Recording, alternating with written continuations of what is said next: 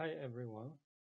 Today my topic is entrepreneurial decision making under uncertainty. This is in relation to the Master of Science in Technopreneurship and Innovation program, the MSCTIP. This master program is offered by Nanyang Technopreneurship Center, NTU. I am the program director. Under the current COVID-19 situation, we have all experienced uncertainty. This uncertainty has changed our lifestyle and our working modes. Some people may become more conservative. Some people may become more entrepreneurial. In terms of an entrepreneurial career, it does not necessarily mean starting a new business, being your own boss. More and more, we may be engaged in projects associated with new products, new services, new companies, and even new industries. So, an entrepreneurial career can be found or created in all walks of life.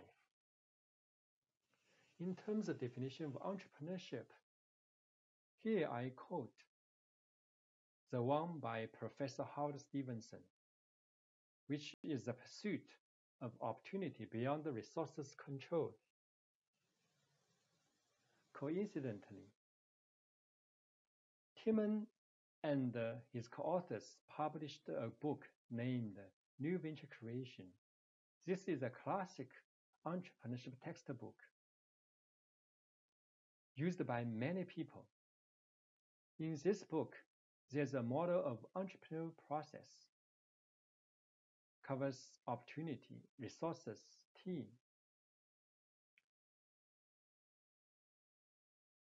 To understand entrepreneurship, we cannot go without talking about these components. However, if we go deeper into these constructs, we tend to be confused. For example, when we talk about opportunity, many textbooks say an entrepreneur needs to learn how to identify opportunities. In other words, opportunity can be searched, but some more current entrepreneur theory argue that opportunities are not there waiting to be found. Entrepreneurs need to learn how to create opportunities, which is more action-driven. In terms of resources, just now in the definition by Professor Howard Stevenson, an entrepreneur driven by opportunity should go beyond the resources that the entrepreneur have. However,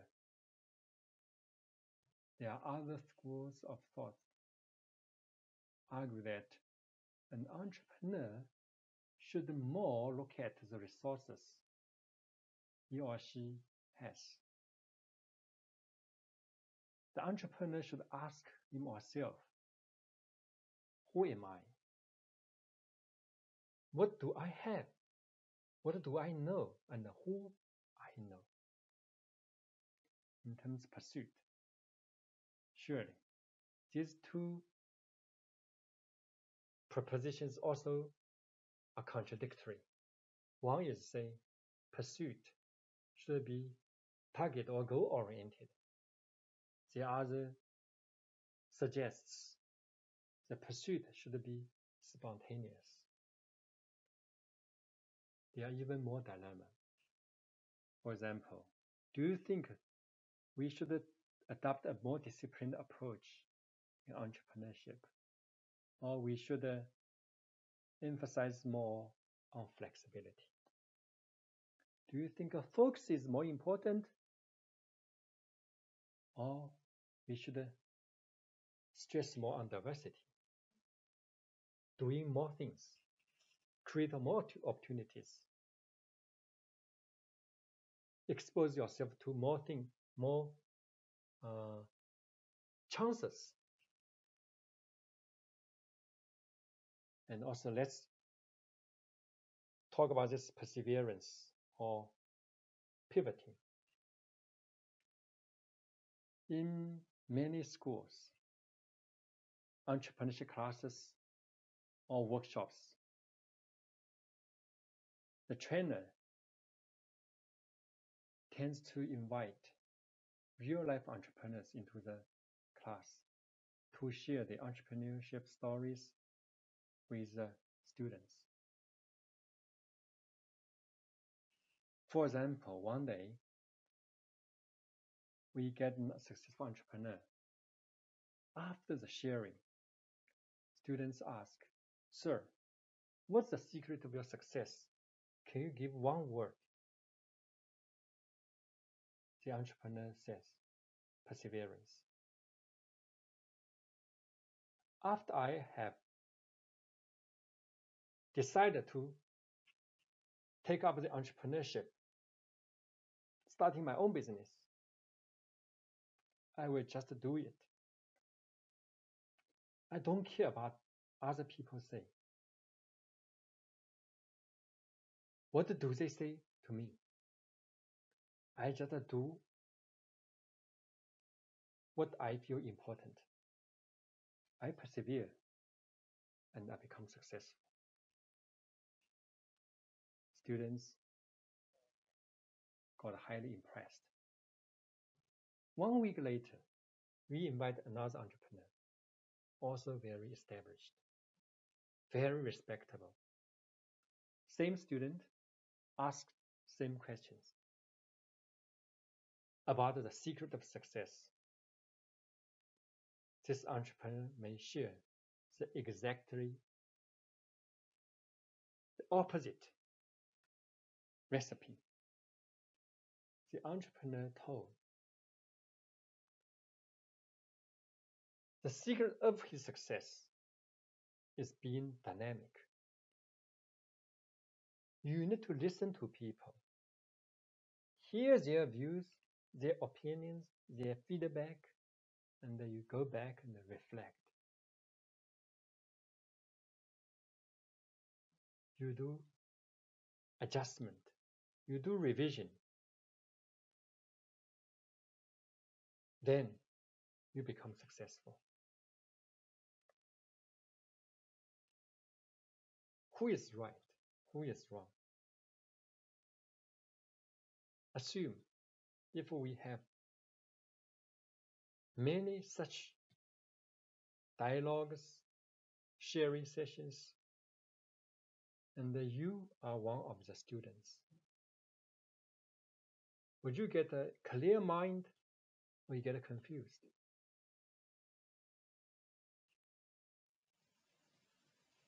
Let's look at this picture. What's your feeling about this man?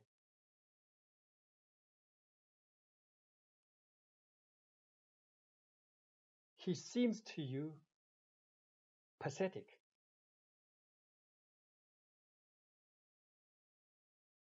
You may think, oh, a poor man. If he has persevered a little bit more, he will become successful.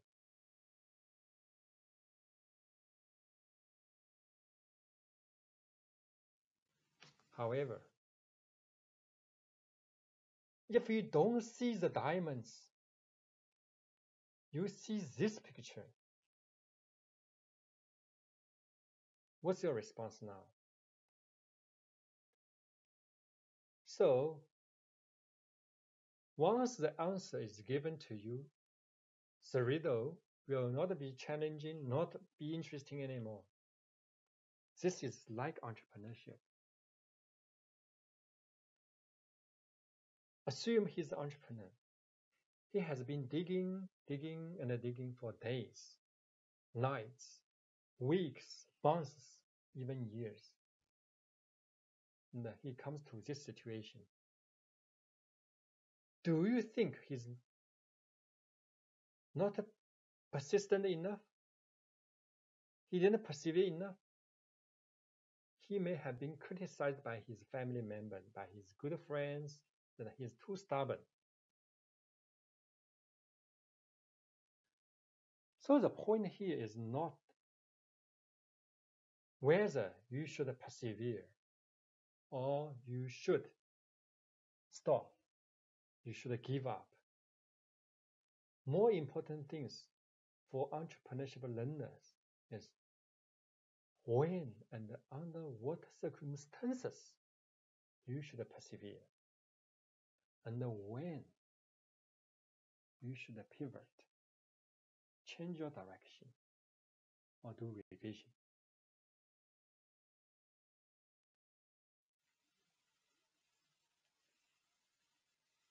Coming to venture success, the rate is very low.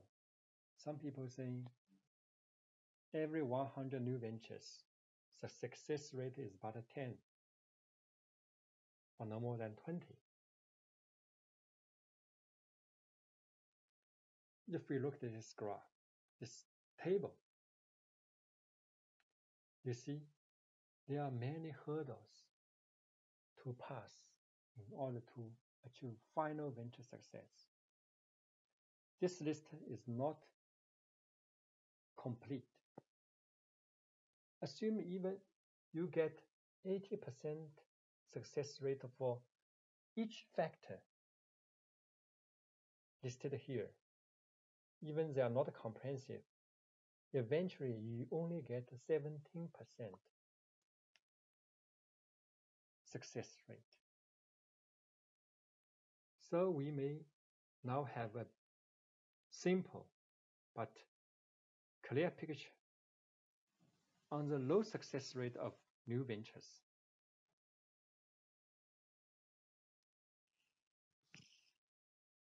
Under such uncertainty, what should you do? Some people may think, can we learn how to predict? That sounds like you buy stocks. If we know how to predict which stock the price will go up, you will buy that stock. Is it easy to do? You know it's not easy. Coming to entrepreneurship, how about those investors? I have the opportunity to interview a number of successful investors, being venture capitalists or angel investors. And here I want to show you two interesting little stories. This guy is John Wu. He was the Chief Technology Officer of Alibaba. Before he joined Alibaba, he was a leader of Yahoo's search engine technology.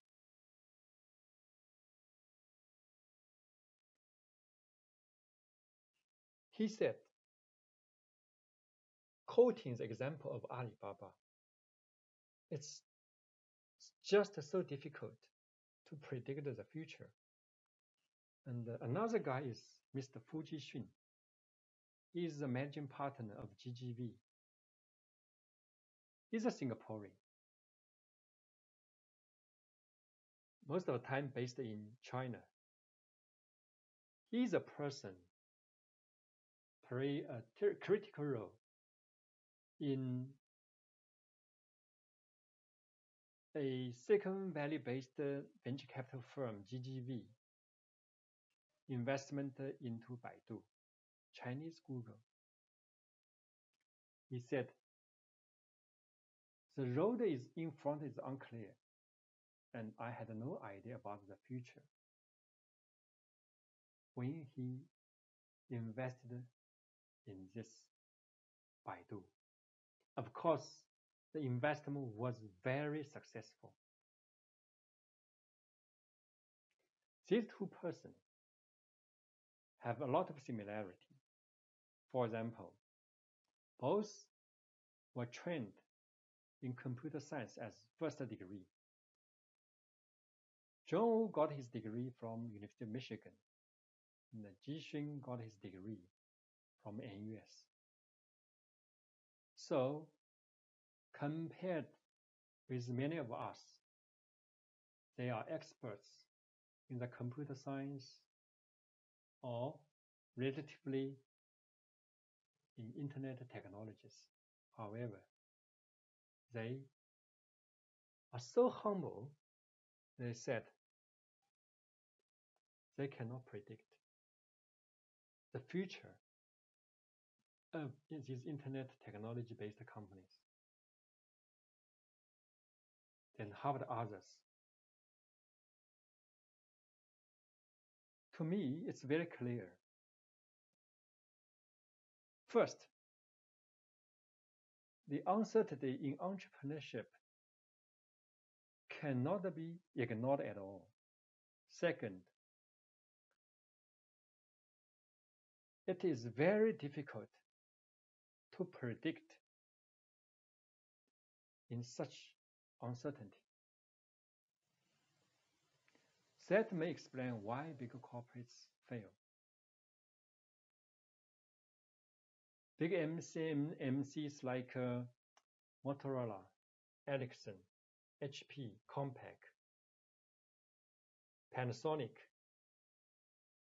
NEC, Toshiba,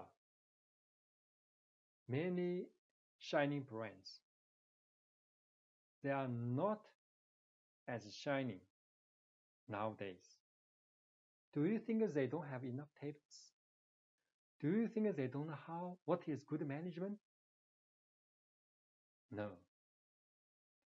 They followed good management practices. A lot of good management theories or concepts have been taught by top business schools, benchmarking, just in time, Six Sigma. However,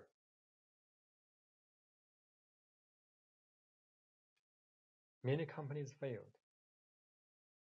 One major reason is uncertainty. These companies have carefully studied market trends, and they invested heavily in projects they thought will bring the largest returns. That's like they made a bet, the wrong bet, and their prediction was not successful on the uncertainty. This is alarming, right? So if we follow the best practice of management, we may fail on the uncertainty. There's an article published by Forbes. And here, the two founders, one is for Intuit, and the other, Elon Musk, is for Tesla, SpaceX, and SolarCity, the PayPal. So here you see the founder for Intuit, Scott Cook, said, if we hire MBAs, we need to fundamentally retrain them. Elon Musk is more drastic. He said, try as much as possible not to hire MBAs. Yes, it's drastic. Here, I'm not saying MBA is not useful. Actually, MBA could be very useful in many circumstances. However, one thing we need to take note is we cannot just follow traditional business concept, traditional management practices, or traditional way of teaching. And we cannot just apply the management theory in real entrepreneurship. It's dangerous. The master of management, Peter Drucker, also claimed entrepreneurship is too risky because many entrepreneurs themselves, even they don't understand what they are doing, they lack the methodology. It is very disappointing and very discouraging for many entrepreneurs or entrepreneurship educators. Interestingly, Steve Blank, he claimed there were many repeatable patterns of business behavior that could explain the unexplainable. Who is Steve Blank? This guy, he started about 1,000 companies, and half of them got successfully listed in the US market. He is well respected in the Valley and has been heavily sought after by the top business schools and entrepreneurship institutions to share his entrepreneurship theory and his philosophy. So, the important thing here is there are many things can be taught in terms of entrepreneurship. Under uncertainty, what is entrepreneur thinking?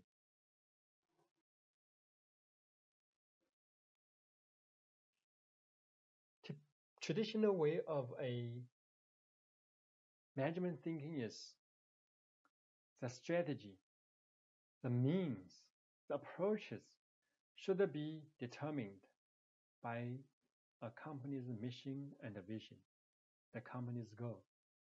So the goal will determine all these means. An analogy is, if you want to shoot, you should aim first. However, entrepreneurial thinking on uncertainty could do the things totally opposite. It argues that we should start from what we have, the means given.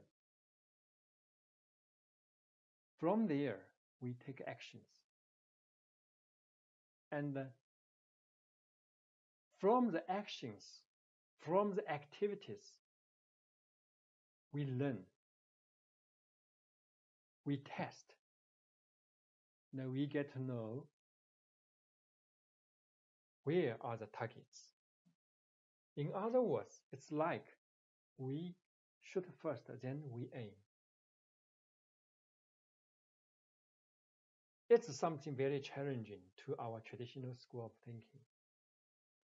But remember, here, when we talk about the shoot, it doesn't mean we need to fire all the bullets, use up all the resources. Actually, an important concept here is when we fire, when we shoot on uncertainty, you need to be aware that the target is just to be tested, to be proven.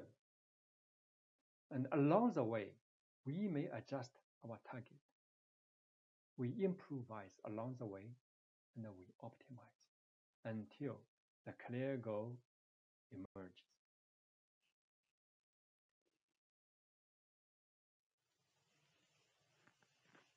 Another important tool in entrepreneurship is business development.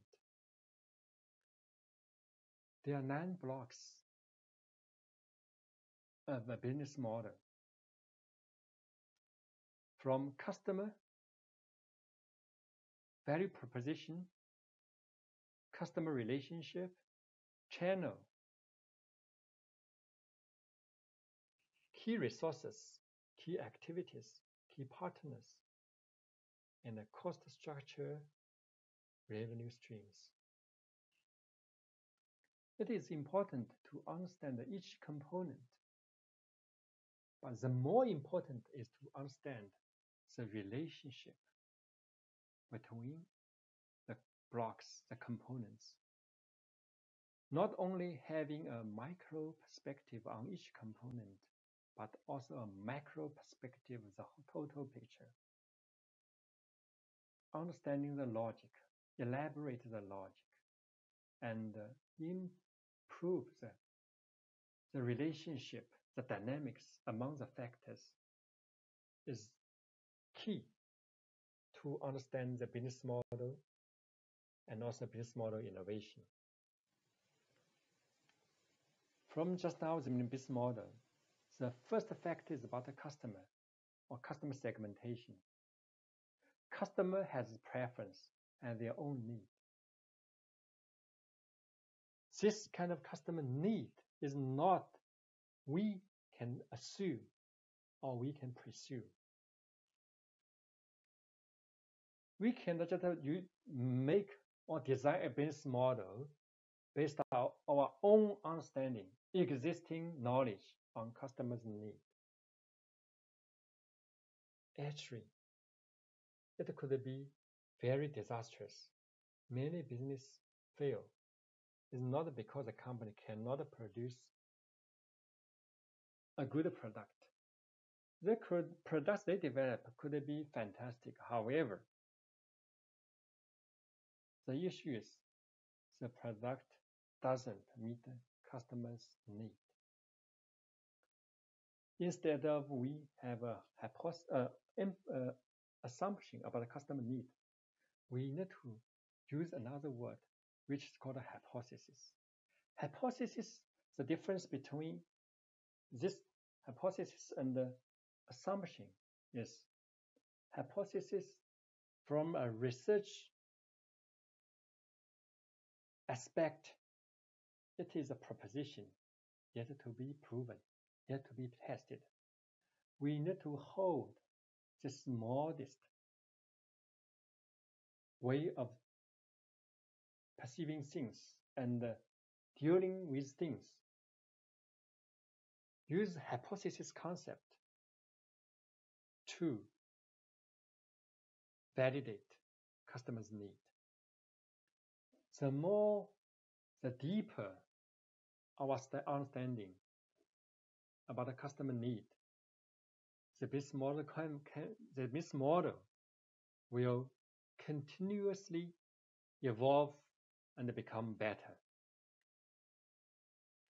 Along the way, we may do a lot of pivot. There's another tool help us to develop a good understanding of our customers' need is design thinking. A lot of times, our existing knowledge could be biased. Apply design thinking tool and the approach. We need to put aside our existing knowledge and keep a curiosity, a curious mind, observe the customers, develop a deep understanding and form insights about the customers. And from there, we may develop better products to suit their need. For example,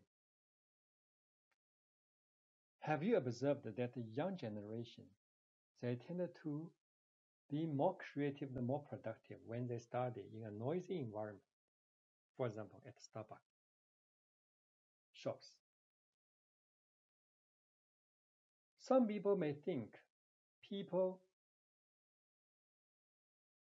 can think better in quiet situation, and as such, a school's library should be quiet. If you agree that the younger generation, it is a fact that they not only they like studying and do projects in a noisy environment like Starbucks, then the next question is, can we transfer? Can we copy? Can we adapt the important components of Starbucks coffee shop into our library? How to do it? With such a challenge, we can apply design thinking. We can go there, observe, form insights, develop opportunities, and we can develop, adapt important elements for our purpose. One more thing is about the lean startup.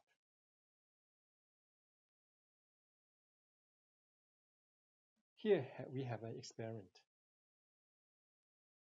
If you are given with 1,000 envelopes, 1,000 pieces of A4 size papers, and some stamps, your task is to fold the letter, the papers, and insert into the envelope, put on the stamp. You can do it by folding, insert, then stamp. Do the stamp, and you can repeat 1,000 times. Another approach is you can fold the paper. After you finishing folding all the paper, then you, one by one, you slot the paper into the envelope. My question is, which approach would you take? The first one or the second one? Many people will adopt the second one, to be honest, because they feel by doing that, they can become more efficient, they can save time, and they can do better. The tricky part here is, if you have finishing folding 1,000 papers, you start to slot into the envelope. Until now, you found 1/3 of the envelope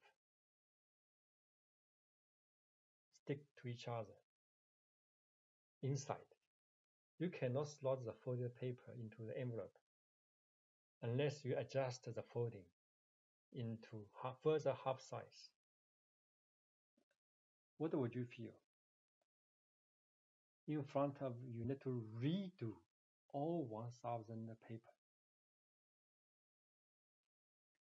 This is the typical way of our traditional way to solve the challenges on the uncertainty, because we assume when we see the size of the envelope, we assume we know the inside.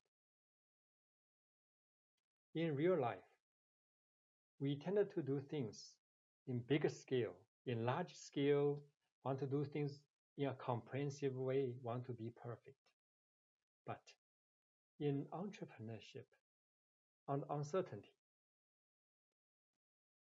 we need to learn how to finish a task as soon as possible in small quantity. And then we need to learn how to shorten the learning cycle to achieve quick win. If it's not a quick win, how to fail fast, fail cheap. And by failing, we learn and we improve our understanding. Then we become better. And eventually, we go for the larger scale. So this kind of mindset and this kind of a skill set is typically useful and applicable in entrepreneurship on uncertainty.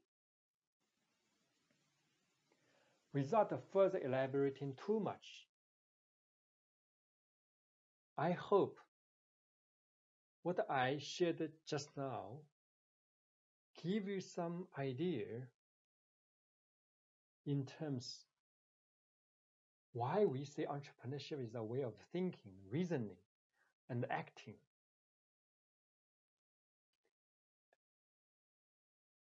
And it requires all kinds of skill set in order to create a value and capture value. Entrepreneurship is not something like a risk management.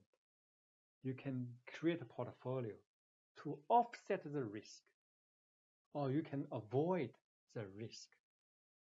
Entrepreneurship means you need to penetrate the fog of uncertainty to find a successful path.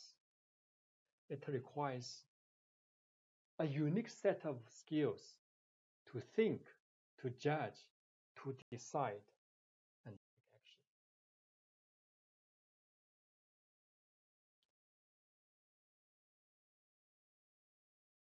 In NTU, at the Nanyang Technopreneurship Center, we offer a Master of Science in Technopreneurship Innovation program. The Nanyang Technopreneurship Center NTC was established in January 2001. It's about 20 years history. It started with the funding from NTU and the Singapore's EDB Economic Development Board. The center's mission is to educate and nurture leaders for the entrepreneurship ecosystem in Singapore and the region. And these leaders will drive the development and grow the entrepreneurship ecosystem. They learn entrepreneurship knowledge. They take advantage of technology innovation, technology development. They train the mindset.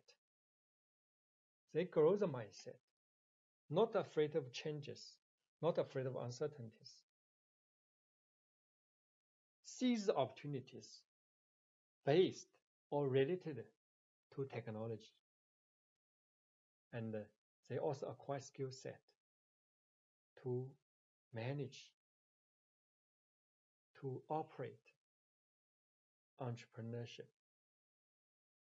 and the business operations.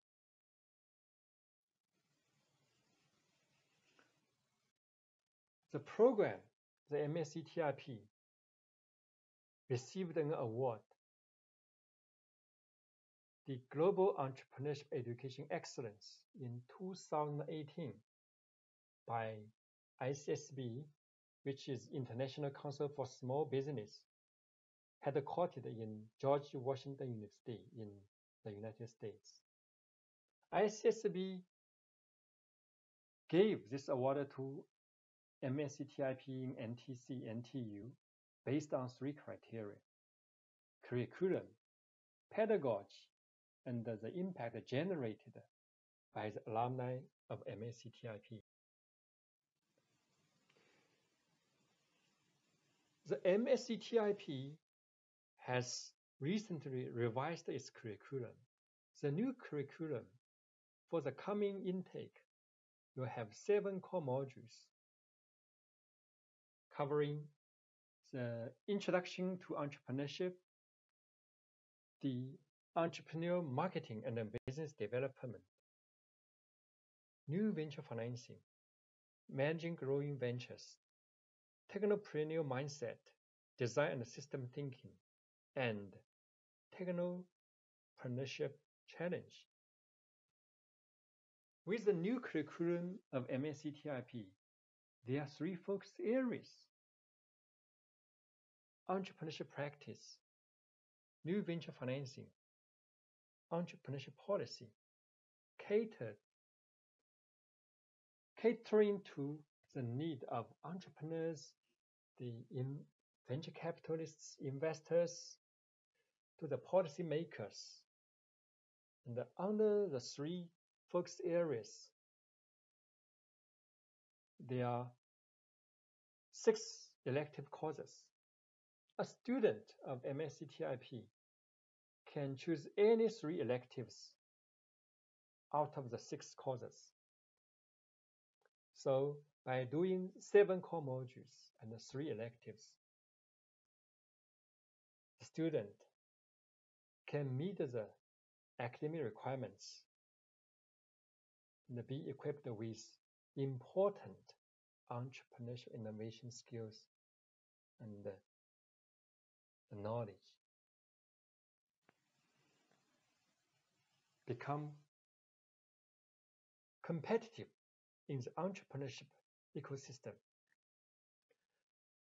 The MSTIP has a strong and valuable alumni network. Currently, we have about 1,100 plus alumni in more than 30 countries and regions around the world. According to the statistics that we have, about 40% of the graduates started up their new ventures. In the past several years, 3 of our alumni entered the Forbes 30 Under 30 Asia list as top young entrepreneurs.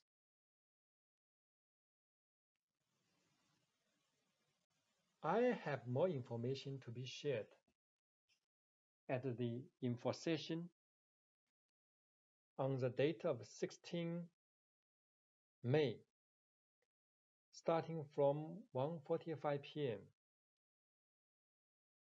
The info session will take about 35 minutes at the Zone 2 and 3 through the Zoom chat and the live streaming on Facebook organized by the company called Headhunt. Thank you for being with me, and I hope to share more information about the Master of Science TIP program with you there. Have a good day.